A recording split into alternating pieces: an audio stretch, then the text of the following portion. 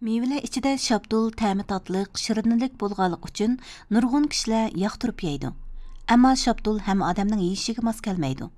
Undaqda şaptulning zoti qandaq ozuqlik qimmati bor? Şaptul yeganda nimalarga diqqat qilish kerak?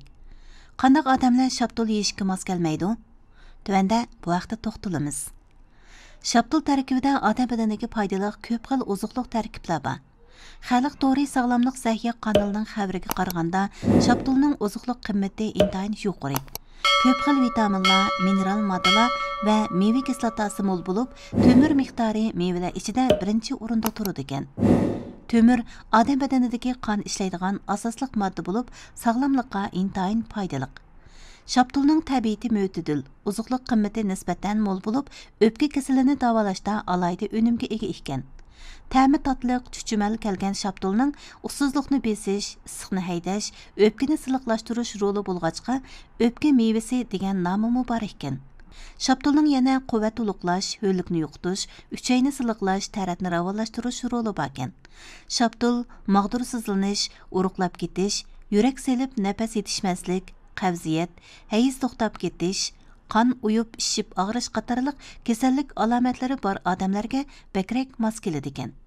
Tadqiqotlarda bayqilishicha, doim şaptul yeb berganda qon besimi tushadigan bo'lib, şaptul qon besim bemorlarining yaxshi tanlashi bo'la oladi ekan. Garchi şaptulning ozuqlik qimmati intayin yuqori bo'lsa-mu, lekin hamma odamning yeyishiga mos kelmaydi ekan. Şaptulning tabiati mo'tadil. Agar eg'iz qurish, kekirdak og'rish, burundan qon eqishdek issiq o'tib qilish alomatlari ko'rilganlar, eng yaxshisi şaptulni oz yeyishi yoki yemasligi kerak ekan. Bo'lmasa issiq eshib ketish alomatini og'irlashtirib o'tadi ekan. Teri kasali borlar, asolan yori chiqadigan bemorlar şaptulni oz yeyishi. Şaptul tuki reaksiya qiladiganlar yeyishdan burun tuz suyiga chilab qo'yib yoki cho'tka bilan yo'yib paka suvda chayqab etib yesa bo'ladi ekan. Şaptul qanat tarkibi yuqori meva turiga kiradi. Yuqori qanatlik yemekliklarni yeganda oshqozon uchayi yaxshi emaslarda asolan ich surish alomati paydo bo'ladi. Bu amaliyotda qanatning singishchanligi bilan munosabatlik.